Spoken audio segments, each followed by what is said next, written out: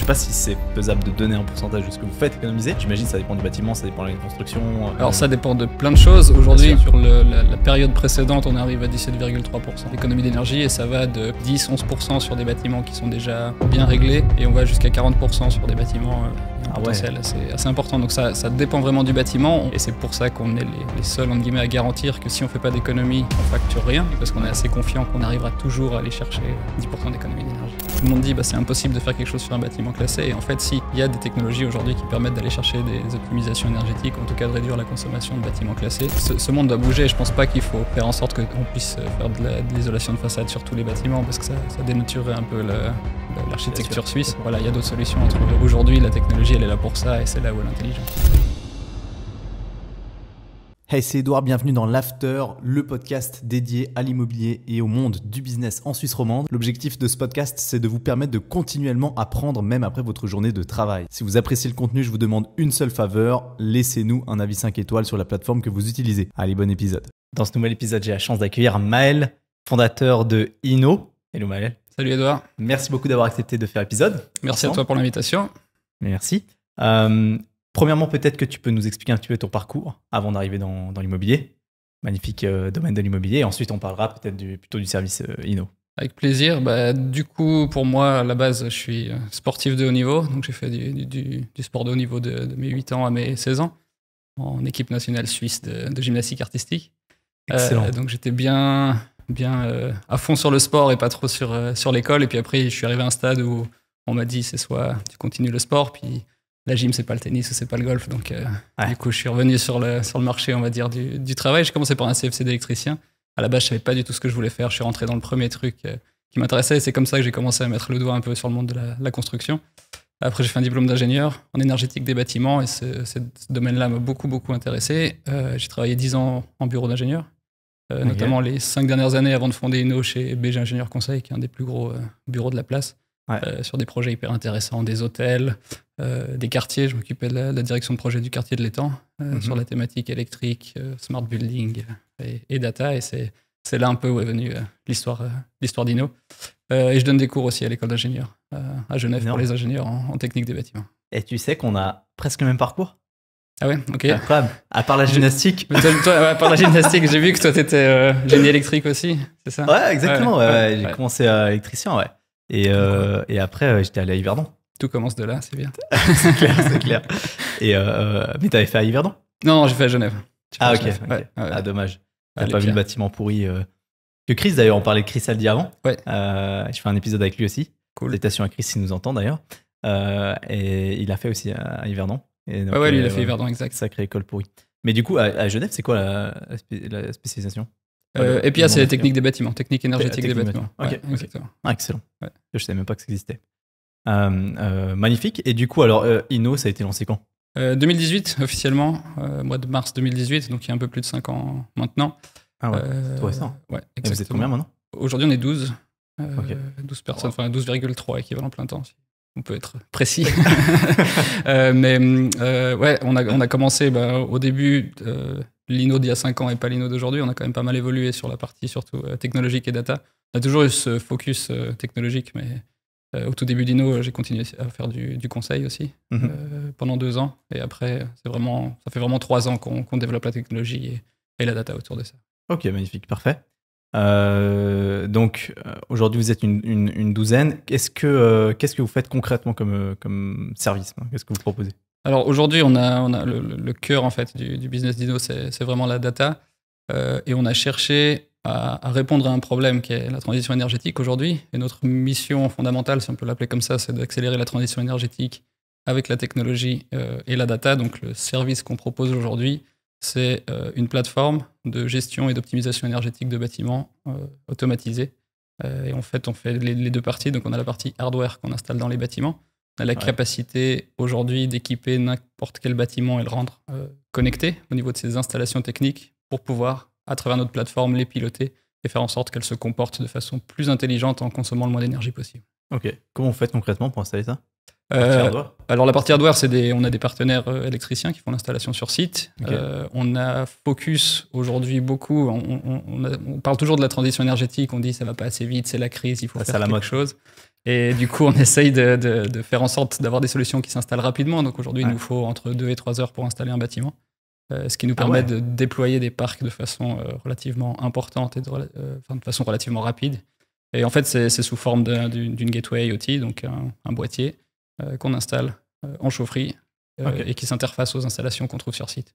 C'est la grande force du boîtier, c'est qu'elle est très flexible et ça permet justement d'aller connecter tout ce qu'on y trouve, peu importe que ce soit des bâtiments anciens, peu importe la source d'énergie qui alimente le chauffage par exemple, et peu importe du bâtiment ancien jusqu'à des bâtiments qui sont sortis de terre avant-hier. Ok, d'accord. Et ça, donc vous n'avez pas besoin de l'anticiper dans la construction?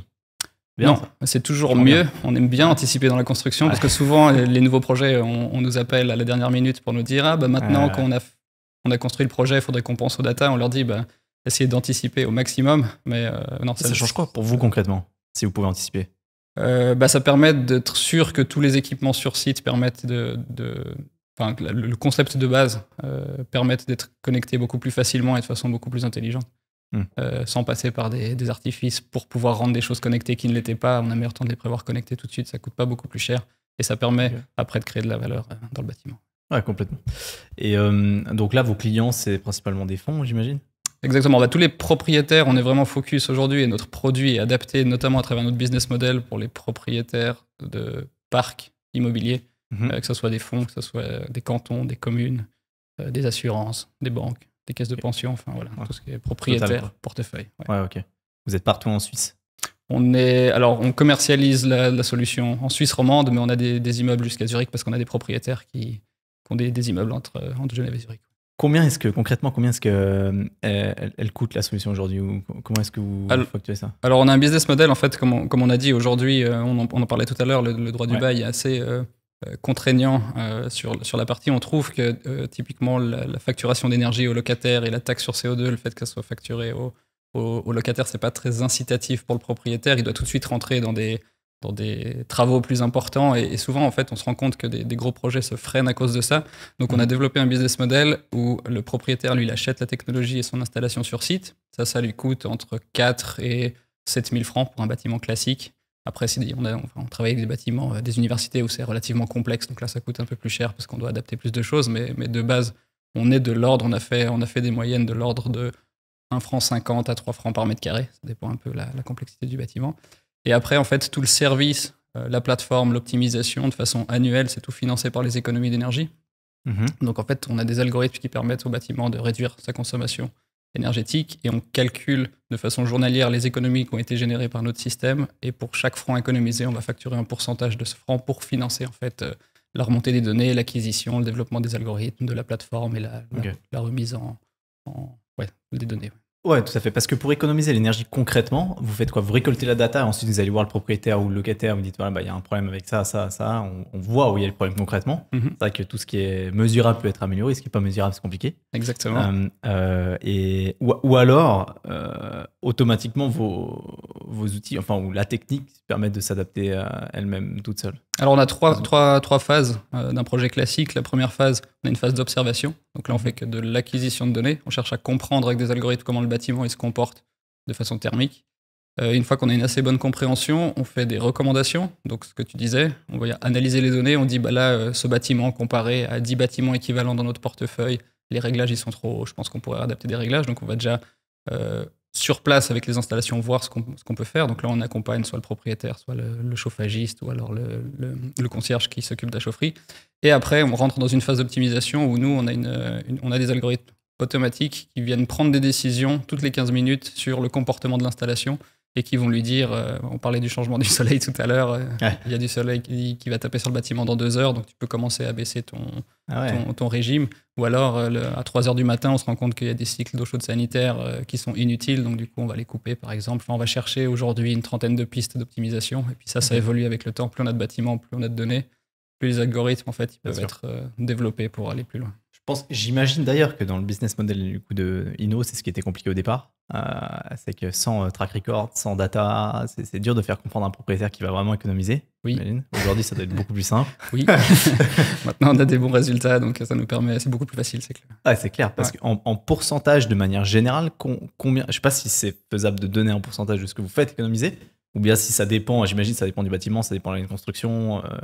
Alors ça dépend de plein de choses. Aujourd'hui, Bien sûr. on a équipé plus de 2 millions de mètres carrés sous optimisation. Ok. Et sur la période précédente, on arrive à 17,3% de moyenne d'économie d'énergie, et ça va de 10-11% sur des bâtiments qui sont déjà bien réglés, et on va jusqu'à 40% sur des bâtiments où il y a un potentiel assez important. Donc ça dépend vraiment du bâtiment. On n'a pas tellement de tendance. Il y a des gens qui nous demandent est-ce que c'est sur le mazout que ça marche mieux, ou est-ce que c'est sur le gaz, ou sur le chauffage à distance. Ça, on n'arrive pas à sortir une statistique qui est fiable pour dire on est meilleur sur le mazout, parce qu'en fait, ça dépend vraiment du bâtiment, du comportement des utilisateurs, des installations techniques qu'il y a sur place, de comment il était entretenu avant, de son état de rénovation. Enfin, ça dépend de tellement de choses que c'est assez compliqué, mais on sait, et c'est pour ça qu'on est les seuls, entre guillemets, à garantir que si on ne fait pas d'économie, on facture rien pour le service. Donc c'est une garantie d'économie, parce qu'on est assez confiant qu'on arrivera toujours à aller chercher, en tout cas, 10% d'économie d'énergie. C'est un gros pari au début, mais... C'est quoi le plus gros problème dans les immeubles maintenant en Suisse? Le plus gros problème... c'est quels immeubles? Les années 70, ça reste... En fait, pour moi, le gros problème des immeubles, c'est les immeubles qui ont été construits sans penser à toute cette vague énergétique. Et c'est des immeubles problématiques aujourd'hui où on se pose la question, est-ce qu'on a meilleur temps de les démolir, de reconstruire des nouveaux? Est-ce qu'on les rénove? Et souvent, en fait, c'est des bâtiments qui, aujourd'hui, vu qu'on abaisse les températures, que ce soit l'eau chaude sanitaire ou que ce soit le chauffage, où les gens ressentent vite de l'inconfort à l'intérieur parce qu'ils ont été... le concept était tel qu'il fallait qu'on chauffe à 24 degrés, alors qu'aujourd'hui, maintenant, on fait un peu plus attention. Enfin, j'espère qu'en tout cas, il y a beaucoup de bâtiments qui font un peu plus attention que 24 degrés. Mais, donc, toute cette partie-là est assez complexe. Puis les nouveaux bâtiments deviennent complexes, pas au niveau énergétique, mais on sent que le commissioning des bâtiments, donc le mettre en service toutes ces installations techniques, vu qu'elles sont de plus en plus compliquées, c'est relativement dur. Aujourd'hui, un chauffagiste, on lui demande de connaître les pompes à chaleur, on lui demande de connaître la régulation. Et au fait, on se rend compte qu'on connecte des bâtiments neufs qui ont été commissionnés, réceptionnés, et avec la data derrière, on peut aller détecter des problèmes. Il y a des capteurs de température qui ne marchent pas, il y a des compteurs qui ne marchent pas, et tout ça, en fait, on a tellement de données dans les nouveaux bâtiments que ça nous permet d'être beaucoup plus fiable sur cette partie-là. Et on sait qu'un immeuble des années 70, on va pouvoir aller chercher des économies d'énergie. Un nouveau bâtiment, il a un objectif, typiquement avec des labels comme Minergie. On a un objectif, et la moindre dérive fait sortir complètement le bâtiment de cet objectif. Donc il va falloir beaucoup mieux suivre les nouveaux bâtiments pour garantir qu'ils respectent bien les objectifs, et en tout cas qu'ils restent dans des niveaux de consommation le plus faible possible. Pour pallier ce problème d'ailleurs de point de vue installation, vous avez déjà pensé à internaliser ce genre de process? De dire ok, on prend en main toute la partie chauffage, on gère nous. Alors c'est drôle parce qu'il y a beaucoup de clients qui nous ont demandé, ils nous ont dit vous devriez, aujourd'hui vous n'avez pas la maintenance d'installation de chauffage, ça serait bien que vous le fassiez vous. Mais pour moi c'est chacun son métier. Aujourd'hui notre métier c'est vraiment la data, donc l'optimisation par la data, ou en tout cas comment on peut accompagner cette transition énergétique de l'immobilier à travers la data. Et le chauffage c'est pas notre métier, il y a des chauffagistes qui font ça très bien sur le marché, il faut leur laisser le travail. Enfin, nous, c'est quelque chose qui ne nous intéresse pas forcément. Et c'est plutôt... On a toujours eu une vision assez écosystémique de travailler avec des gens qui font ça très bien, plutôt que de vouloir faire moins bien que... Oui, tout à fait. Ouais. Mais donc, ça veut dire que, par exemple, vous avez la data d'une chaufferie d'un immeuble standard. Vous voyez qu'il y a un thermostat qui ne marche plus, ou qu'il y a un problème quelque part que personne ne voit si vous n'êtes pas là. Exact. Là, vous faites quoi? Vous êtes en contact avec la gérance directement? Ou le chauffagiste, vous envoyez directement, ou peut-être une alerte? Ça dépend exactement des bâtiments. Nous, on reçoit des alertes, et puis après, on les dispatche en fonction des gens qu'il y a dans le bâtiment. Genève, quasiment tous les bâtiments ont un contrat de maintenance avec un chauffagiste, mais dès qu'on sort de Genève, on voit à Neuchâtel, c'est le concierge qui s'occupe du chauffage du bâtiment, puis ils appellent un chauffagiste que s'il y a un problème. Notamment, les chauffages ils restent allumés l'été, il suffit qu'il y ait une petite vague de froid au mois de juillet où la température extérieure elle passe en dessous de 20 degrés, puis les chauffages se remettent en route. Et nous, ça c'est des trucs, on se dit, mais voilà, il faut déjà commencer par là avant de parler de rénovation, de faire tout ça, il faut déjà faire en sorte que les bâtiments consomment que ce qu'ils doivent. Ouais. Est-ce que, point de vue de l'intérieur, parce que j'imagine que vous pouvez recommander potentiellement aussi d'un point de vue rénovation les propriétaires, ou peut-être vous ne faites pas? Alors aujourd'hui pas, mais on a un projet de recherche, on fait beaucoup de projets de recherche, que ce soit avec le PFL ou justement les HES, qui s'appelle Diagnobat, et l'objectif c'est de pouvoir faire justement de la recommandation mais automatique. On ne veut pas rentrer dans le conseil, ou dans le CECB. Enfin, typiquement, on accompagne si tu as des gens qui viennent faire des CECB ou qui viennent faire des projets de rénovation sur les bâtiments où nous on a équipé, on met toujours les données à disposition. Okay. Un des exemples les plus parlants, c'est le changement de production de chaleur. Tu passes du mazout au chauffage à distance. Pour mieux dimensionner ton chauffage à distance, mais en fait, avec les datas, on peut dire voilà, quelle est la puissance de chauffage à distance qu'il faut installer. Parce qu'aujourd'hui, malheureusement, souvent les fournisseurs, ils arrivent, ils regardent la chaudière, ils disent telle puissance, ils font des estimations. Puis là, on a des vraies données qui peuvent justifier qu'on peut abaisser typiquement les puissances d'introduction, ce qui fait faire des économies relativement importantes. Ouais, c'est clair. Vous avez déjà suivi, après avoir installé votre technologie dans un bâtiment qui a été entièrement rénové aujourd'hui, depuis, je ne sais pas si c'est trop récent peut-être, pour voir la différence entre avant et après? Oui, on a fait en fait justement tout le modèle automatique qu'on a mis en place pour calculer nos propres économies d'énergie. On peut aussi le mettre à disposition pour analyser la performance de travaux de rénovation. On l'a fait sur des bâtiments, notamment remplacement de production de chaleur ou aussi des remplacements de fenêtres. À Genève, on a pu analyser la performance des travaux de rénovation. Puis on a eu des propriétaires qui avaient investi beaucoup d'argent, typiquement dans une rénovation de toiture. Ils espéraient faire 7% d'économie d'énergie. Et du coup, ils ont fait que 3 à la sortie. Et on a installé le système après, on a fait 17% d'économie d'énergie derrière. Ouais. Donc on leur a dit, la prochaine fois, faites l'inverse. Et peut-être qu'on vous aurait dit que c'est pas sur ce bâtiment-là qu'il fallait changer la toiture. Puis l'argent, là, vous aurez pu le mettre sur un bâtiment qui avait plus besoin, où on n'aurait pas pu aller chercher des économies avec la technologie, par exemple. Ah ouais, parce qu'en soi, du coup, vous arrivez à faire économiser 17%, mais c'est beaucoup plus important si vous pouvez lui faire économiser 10 ans avant de rénover une toiture qui n'a pas besoin d'être rénovée. Parce qu'on parle de montants qui sont gigantesques. Exact. On a en fait analysé la trajectoire d'un immeuble classique. Si on prend un immeuble, aujourd'hui, il faut savoir 3 bâtiments sur 4 ont été construits avant les années 1990. Ouais. Donc le parc est vieillissant. On sait qu'ils vont tous devoir entreprendre des travaux à l'horizon 2030. Et si on prend un bâtiment classique, tu parlais des années 70 tout à l'heure, on prend ce bâtiment, s'il veut atteindre ses objectifs 2030, depuis l'année passée, il doit baisser de 3% sa consommation annuelle. Donc du coup, si on dit qu'on fait 15%, on fait gagner 5 ans sur une stratégie de rénovation d'immeubles. Aujourd'hui, c'est dur d'analyser l'impact en fait, qu'on a sur ces stratégies-là. Et on sait aussi que le taux de rénovation, tu vois, c'est 1%, donc un bâtiment sur 100 qui se rénove. Et on sait que les gens, ils vont pas pouvoir investir de l'argent pour rénover tous les bâtiments en même temps. On n'aura pas assez de main-d'œuvre. Il y a plein de problématiques. Donc nous, on vient en fait, tous les bâtiments qui sont un peu à la limite, ça nous permet de gagner du temps. Et surtout, c'est ce qu'on dit à nos propriétaires. On voit qu'avant, c'était souvent on investit pour atteindre l'objectif 2030. Puis on se reposera la question en 2030, qu'est-ce qu'on doit investir pour atteindre, par exemple, 2050 ? Et là, on leur dit, en fait, on vous laisse plus de temps. Mais par contre, si vous faites vos projets de rénovation, vos concepts, essayez d'aller atteindre plutôt 2050 que 2030, parce que vous allez vous reposer la question. 2030, c'est après-demain. Donc, c'est clair. Faut pas travailler par petits bouts. Là, faut commencer, faut taper dans le dur. C'est tout le problème de l'immobilier, hein. C'est l'inertie qu'a l'immobilier. On construit aussi pour 100 ans, 150 ans, 200 ans. Donc, c'est assez compliqué à anticiper. Surtout que les besoins évoluent. Et puis au final, les attentes qu'on a d'un immeuble évoluent beaucoup. D'ailleurs, j'en avais parlé à ma conférence à Lausanne, mais avant, en 1930, il y avait 50% des logements qui étaient habités par 5 personnes ou plus. Ouais.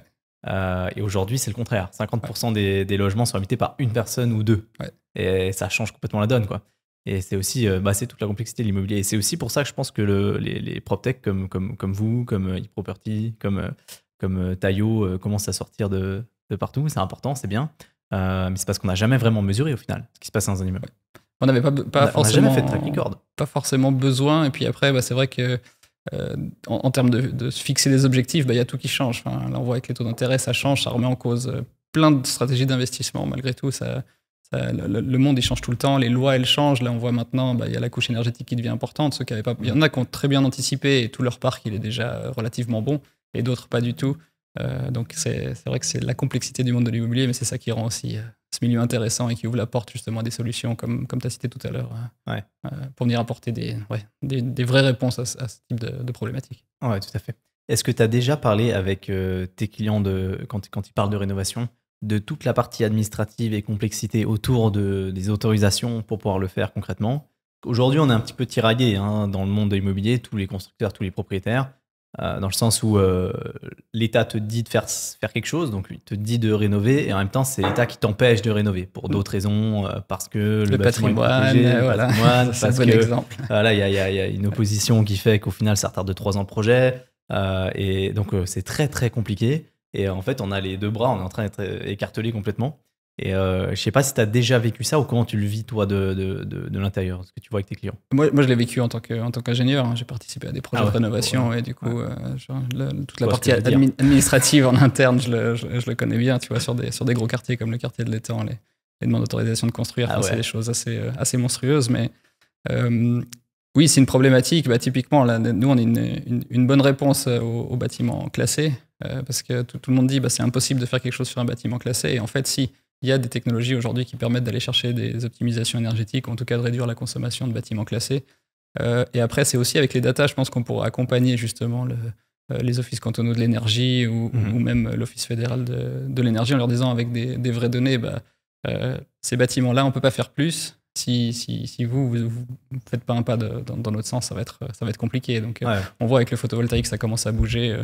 Où il y a des projets où ils interdisaient de mettre du photovoltaïque, maintenant ils autorisent et ils disent voilà, le patrimoine, ça passe un peu au second plan de certains bâtiments. Donc ce monde doit bouger. Je ne pense pas qu'il faut faire en sorte qu'on puisse faire de l'isolation de façade sur tous les bâtiments parce que ça dénaturerait un peu l'architecture suisse.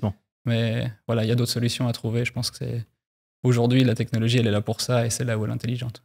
Ouais, parce que le problème, c'est qu'aujourd'hui, on met des limites dans le temps, des objectifs qu'on doit aller chercher. Et au final, on se met tellement de barrières, de freins pour aller chercher ces objectifs que c'est quasiment impossible. Là, ça va être très compliqué d'atteindre les objectifs de 3% par année d'économie d'énergie pour les bâtiments.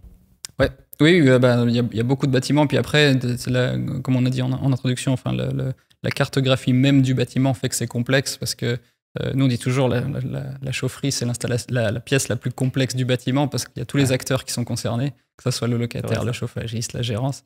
Et du coup, c'est la pièce qui a le plus d'importance au niveau énergétique. Aujourd'hui, sur la grosse part de consommation d'énergie d'un bâtiment, le chauffage, c'est en tout cas 70% de la consommation. Donc oui, l'équation n'est pas simple, mais je pense moi, je suis toujours de nature relativement optimiste, donc je suis sûr qu'on arrivera à faire quelque chose.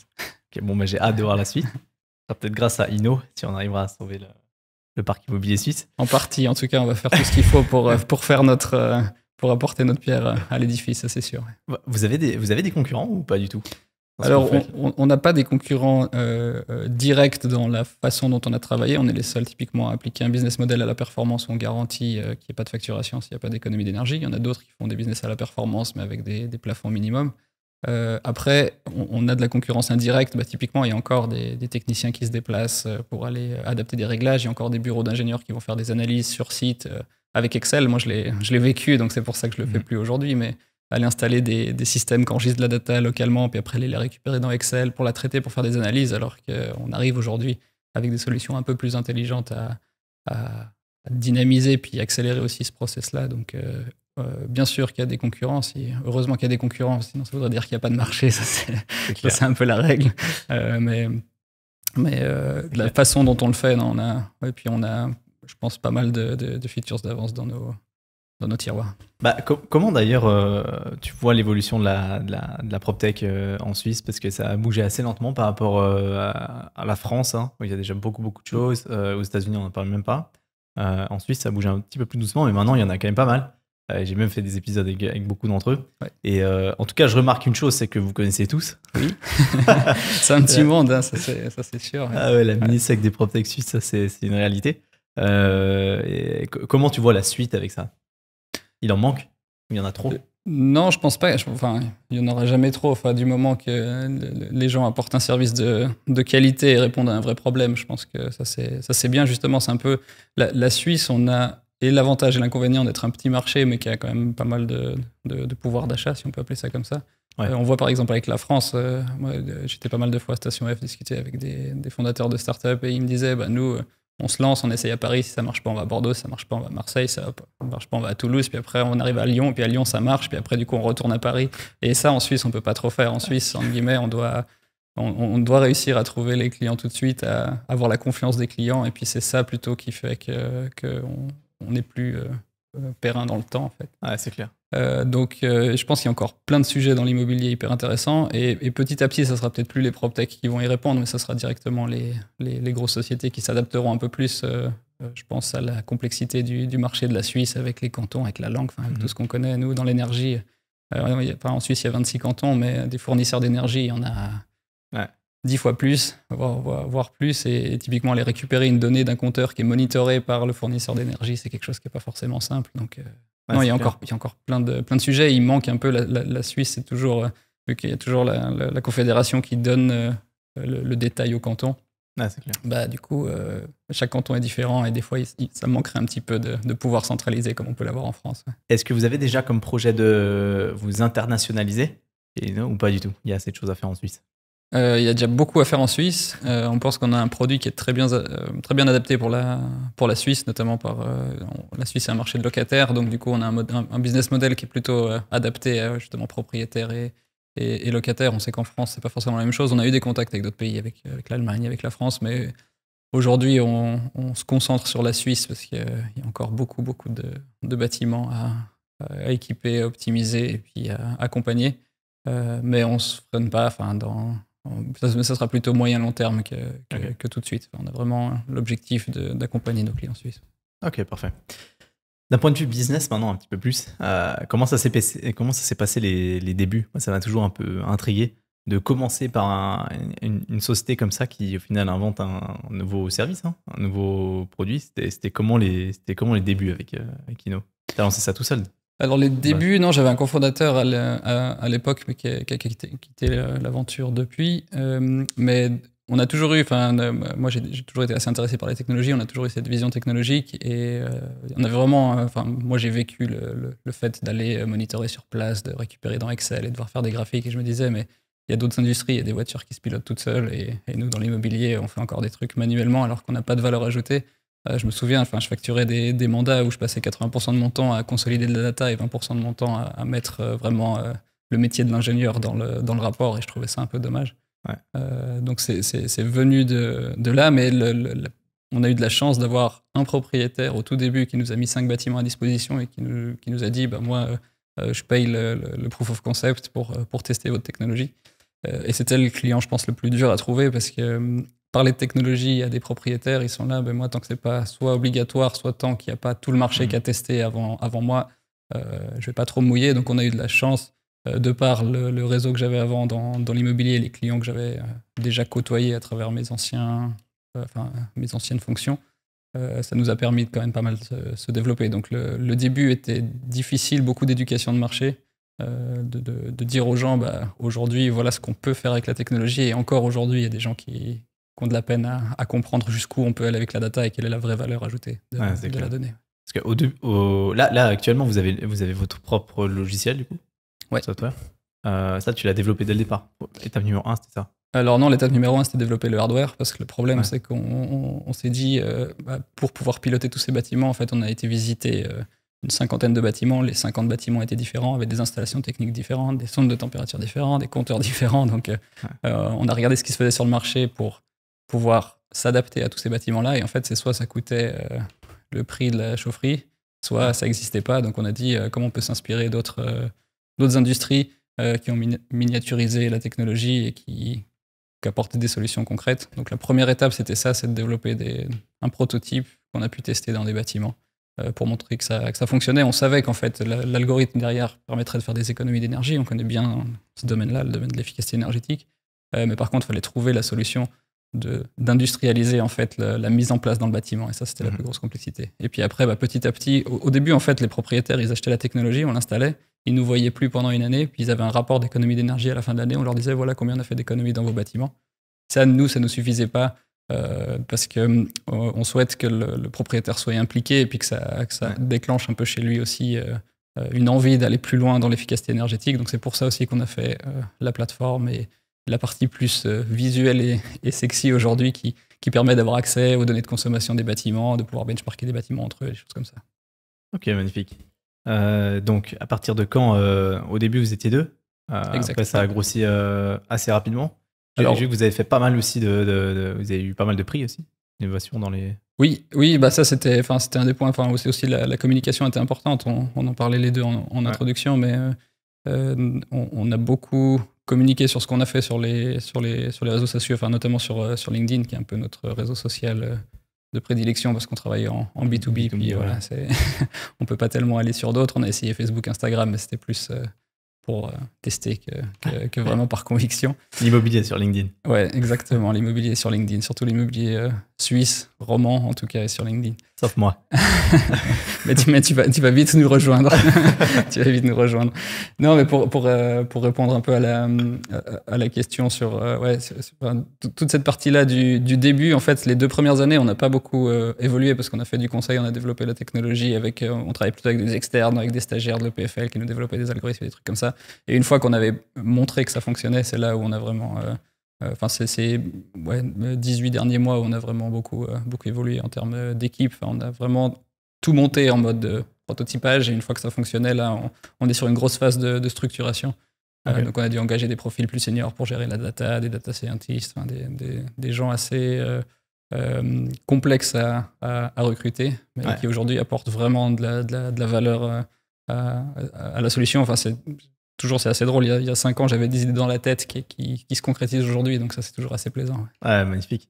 Parce que là, vous avez des bureaux à Genève ? Oui. Ok. Vous travaillez vraiment dans un bureau alors ? Exact. Au final, vous pouvez faire ça à distance ? Oui, on peut faire ça à distance. Enfin, on a beaucoup on a une politique du remote qui est assez flexible, donc on a pas mal de gens qui sont souvent en remote. J'ai mon ordinateur portable avec moi dans le train, je peux aller regarder comment se comporte un bâtiment, changer des choses. Ouais. Ça m'est déjà arrivé d'être en vacances et de me faire appeler au tout début, quand on n'était pas beaucoup, de me faire appeler par un concierge pour me dire « Ah, mais là, j'ai plus d'eau chaude sanitaire dans mon bâtiment. » Puis je regardais sur mon téléphone, puis je lui dis « Ah, mais c'était momentané, tout le monde a demandé de l'eau chaude sanitaire en même temps. Là, ça repart, t'inquiète, il n'y a pas de souci. » Et du coup, voilà, c'est la beauté, c'est qu'on peut voir relativement tout à distance. Mais on a besoin, en fait, du bureau, non seulement pour recevoir les clients, c'est la base, mais aussi pour créer de la synergie entre les équipes. C'est ça qui fait vraiment, qui crée vraiment de la valeur. Mmh. C'est quoi vos objectifs pour la suite, du coup ? Vous voulez doubler, tripler ? Vous avez déjà fait une levée de fonds ? Non, on n'a pas fait de levée de fonds. Okay. On avait de la chance, au tout début de l'aventure, d'être suivi par l'actionnariat sur le développement de la croissance, mais on a tout fait en croissance organique depuis le début. Donc on a été assez rapidement, dès les premières années, rentable. On a pu investir dans la technologie. On a surtout eu besoin d'argent pour stocker du matériel pour être sûr qu'on puisse délivrer nos clients. Mais non, notre objectif, on n'a pas des objectifs de doubler, de tripler le nombre d'installations ou le nombre de clients ou le chiffre d'affaires, mais c'est surtout les tonnes de CO2 qui nous intéressent, d'avoir le maximum d'impact. Donc on a 2 vecteurs pour ça. Soit on améliore beaucoup nos algorithmes, soit on va chercher plus de volume. Et on travaille en fait sur les deux pans. Ok. Parce qu'aujourd'hui, concrètement, les propriétaires, ils viennent vers vous. Comment vous les trouvez ?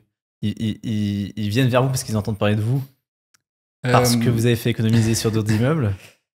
Ou bien vous les chassez ? un peu des deux. Hein. On participe à beaucoup d'événements. On parlait du Rent tout à l'heure. Mm-hmm. Ça fait partie des événements auxquels on participe, auxquels on rencontre des clients. On va aussi à IMO 23, qui est le salon de la finance autour de l'immobilier, où là-bas, il y a plus les fonds immobiliers. Mais au début, on pensait que les gérants seraient nos meilleurs clients parce qu'on cherchait les personnes qui avaient accès au plus de bâtiments possible. Propriétaire, et en fait, du coup, les gérances, elles avaient un peu peur de la technologie. Donc, on travaille aujourd'hui avec des gérances qui sont relativement en avance comparées aux autres et qui ont cru et qui sont contents du produit aujourd'hui.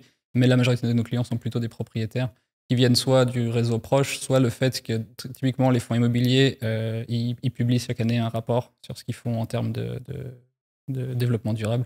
Et le fait d'apparaître dans ces rapports, on a d'autres fonds immobiliers qui nous appellent. Et du coup, voilà, tu parlais des PropTech, c'est un petit monde, on se connaît tous. Les fonds immobiliers, c'est un petit monde, ils se connaissent tous. Et du coup, voilà, le fait d'avoir eu des bons clients qui parlent de nous de façon positive au début, ça nous a beaucoup aidé. Ok, parce qu'aujourd'hui, ils sont assez ouverts alors à implémenter la technologie dans les immeubles. Je sais que c'était souvent le problème au début. D'ailleurs, j'en avais parlé avec Chris.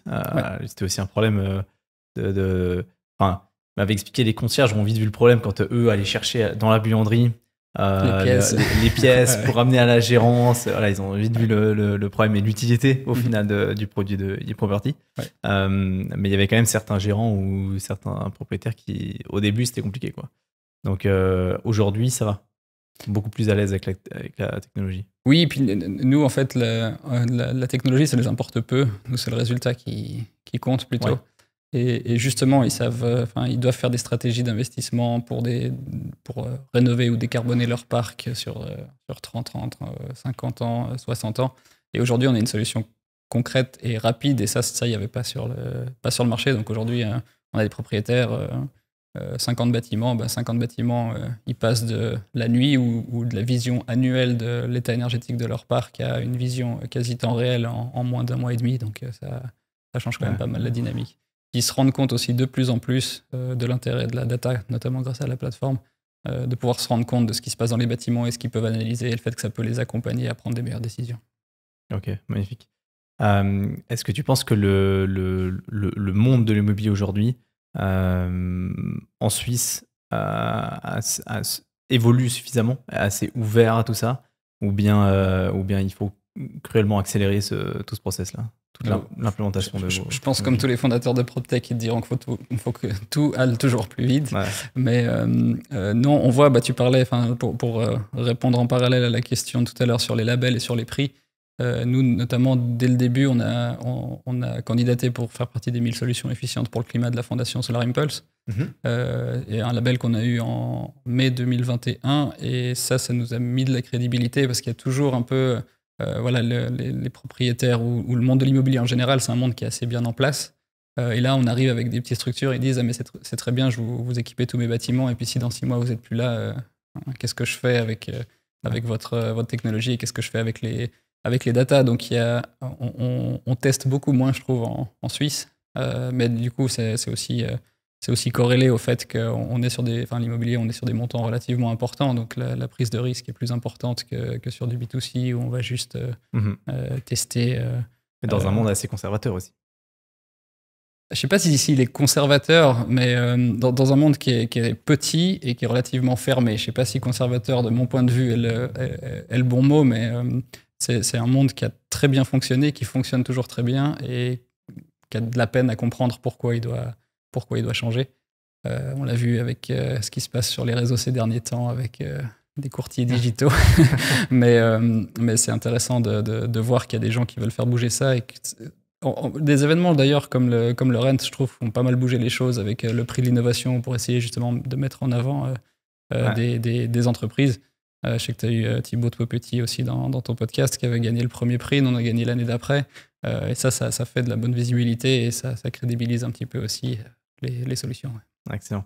Est-ce que tu as une anecdote ou bien un point, quelque chose une question que j'ai pas posée sur votre service ou je sais pas, une expérience particulière que tu as eue avec un propriétaire, un fonds, un immeuble ou alors un résultat particulièrement impressionnant après votre passage? Non, oui, on a eu des résultats impressionnants, ça on en a eu, on a travaillé, on s'est toujours dit, faut qu'on intègre le chauffagiste, on en parlait tout à l'heure, parce que c'est important que les gens qui sont responsables de l'installation soient accompagnés sur cette partie efficacité énergétique, mais voilà, ça nous demande, nous, de traiter des données, ça prend du temps, donc ça a pris un peu de temps, mais on a pu travailler sur le premier bâtiment avec un chauffagiste de façon vraiment synergique, si on peut appeler ça comme ça, avec un chauffagiste avec qui on avait des très bonnes relations, et puis sur ce bâtiment-là, on était chercher 40% d'économie d'énergie, donc ça c'est quand même... Avec 40%. Ouais. Ça c'est chauffage. Chauffage au chaud sanitaire sur un bâtiment industriel, donc tout le monde était content, le propriétaire était content, le chauffagiste était content, et les locataires du bâtiment industriel étaient très contents parce qu'on leur a compensé l'augmentation du prix de l'énergie, et en plus on leur a fait faire des économies. Et nous, on a réussi à se financer aussi là-dessus. Donc, en guillemets, c'était un projet, un peu un flagship pour nous, très clairement. Ouais. Et puis après, en anecdote plutôt, ça c'est toujours le monde de l'immobilier, on installe des technologies dans le bâtiment. Il y a plein de gens qui nous demandent « Ah, mais demain, si votre boîtier il brûle et qu'il y a toute la chaudière qui brûle, comment ça se passe ?» Donc, on leur répond qu'on a des assurances. Ça, c'est normal, mais on a équipé un bâtiment pour un propriétaire. On équipait tout un portefeuille. Et le 3e bâtiment qu'on installe, on est appelé 2 jours après l'installation. On a des alarmes que le boîtier il est déconnecté. On passe voir sur place et il y avait les pompiers et tout. Il y avait un incendie et on est descendu en chaufferie et la chaudière était complètement cramée. Et quand on m'a appris ça, moi je me suis dit putain, c'est notre boîtier qui a tout fait cramer. Et en fait, pas du tout. Ils avaient de la moquette dans les couloirs. C'est un locataire qui fumait une cigarette, qui a lancé sa cigarette allumée. La moquette, elle a pris feu, elle s'est propagée à la chaufferie et il y a tout qui a cramé comme ça. Mais c'est des petits coups de tension un peu où on s'est dit c'est tout s'est bien passé jusqu'à aujourd'hui. Et puis là, c'est le premier propriétaire. En plus, un assez gros propriétaire. C'était assez drôle. Ouais. Ok. Pour les, vous avez des appartements en PPE ou pas du tout? Oui, des immeubles. Donc, on a des PPE, on a des coopératives aussi à Genève. Il y en a quand même pas mal. Mais c'est pas. Enfin, ça, c'est plus le fait d'être dans les médias où soit les administrateurs, soit les habitants de la PPE nous contactent pour nous dire on a vu, ça nous intéresse. Parce qu'eux, ils sont directement intéressés par. C'est eux qui investissent, c'est eux qui font les économies d'énergie. Complètement. Comparé aux propriétaires où c'est pas eux qui font l'économie d'énergie, mais c'est comme ça en fait qu'on essaye d'aligner la valeur. Eux, ils récupèrent l'intérêt des data pour prendre des décisions et le locataire, lui, bénéficie de baisse de charge. Mais les PPE, c'est un marché qui est assez compliqué. Donc, on est en contact avec des gérances qui ont beaucoup de PPE en gestion en interne. Et c'est plutôt la gérance qu'on va convaincre. Puis elle va aller, entre guillemets, dans toutes les AG après. Enfin, voilà, les PPE, tu connais ça aussi bien que moi. Il y a une AG une fois par année où il y a des décisions. Si tu n'es pas à l'ordre du jour, tu attends une année supplémentaire. Donc là, dans l'inertie, ça, c'est assez compliqué. Mais oui, on a des... C'est assez lent, mais c'est nouveau. Mais je me dis... non, mais je me mets à la place d'une gérance ou bien d'un propriétaire en PPE. Et je me dis, ça pourrait être une solution intéressante. De dire, OK, bon, bah, nous, notre immeuble, ça va prendre beaucoup de temps pour remplir le fonds de rénovation. On n'est pas prêt à changer toute la toiture, les façades. Et peut-être c'est pas une bonne idée, comme on a vu avant. Mais en attendant, peut-être qu'on peut installer quelque chose qui nous fait économiser directement et qui s'installe très rapidement. Parce qu'avec des vieux immeubles des années 70, 80, on sait qu'il y a des choses à faire. Et qu'il y a des économies. Je me permets de te corriger. Il y a toujours quelque chose à faire. Des fois, c'est pas forcément la meilleure idée pour le faire tout de suite, mais il faudra de toute façon le faire. non, ça c'est. Faut pas nous voir. Ça, c'est aussi un problème qu'on a eu sur le marché. Les gens ils nous ont dit, c'est bien, on installe Inno et après on n'a plus besoin de faire de travaux de rénovation. Et nous, c'est pas du tout le message qu'on veut faire passer. On est vraiment là en amont pour mieux accompagner, pour prendre des meilleures décisions sur les travaux de rénovation. Mais blague à part, typiquement pour les fonds de rénovation pour une PPE, aujourd'hui, elle sait combien elle paye de charges. Sinon, on lui fait faire des économies. Cet argent-là, on lui conseille toujours de le mettre dans le fonds de rénovation. Donc, en fait, ils ne baissent pas leurs charges. Mais par contre, ils augmentent le fonds de rénovation avec les économies d'énergie qu'on fait. Donc, on a d'autres intérêts. Mais après, c'est plus une question plutôt de business, si on doit aller voir chaque PPE, participer à chaque AG pour aller les voir.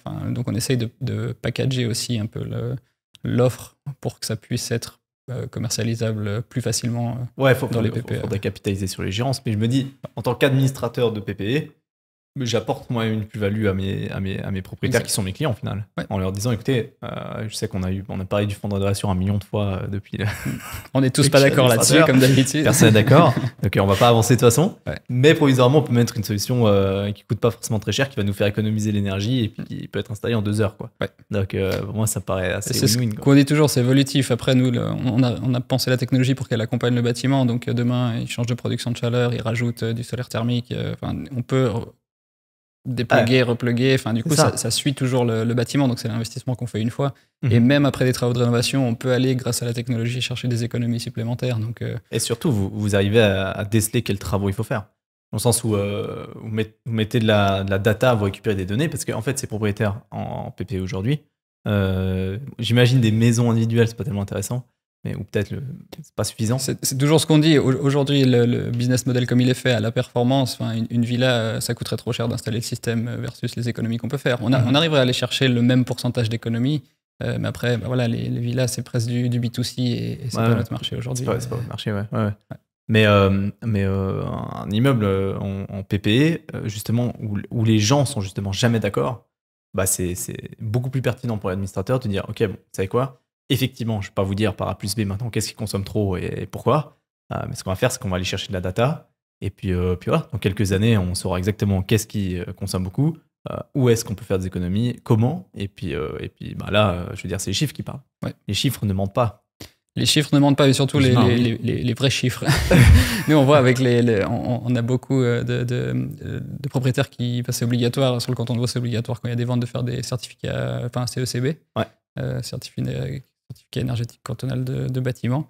Et les CECB, dedans, alors, ils se basent sur des données de consommation annuelle, mais il y a beaucoup d'hypothèses. Et en fait, toi, tu fais un CECB, moi, je fais un CECB, on n'aura pas les mêmes résultats. Et du coup, là, la data, elle peut accompagner l'expert CECB pour que les résultats soient fiables. C'est une des problématiques aujourd'hui, c'est que toute la planification énergétique est beaucoup basée sur des hypothèses. Et puis maintenant, on a les moyens d'avoir des datas qui sont plus fines pour mieux accompagner ces... Même les ingénieurs, au début, ils nous disaient « Ah, mais nous, ça ne nous sert à rien ». Puis quand ils se rendent compte en fait, de la valeur que les données elles ont, la fois d'après, ils sont plus intéressés. C'est clair. Bon, magnifique. Merci beaucoup en tout cas pour cet épisode. Merci à toi pour l'invitation. Et puis, en tout cas, je vous souhaite le meilleur pour la suite. Merci, toi aussi. Et puis, vous avez compris, si vous êtes propriétaire d'immeuble, si vous êtes propriétaire en PPE, n'hésitez pas à en parler à l'Assemblée, à convaincre tout le monde pour installer Inno.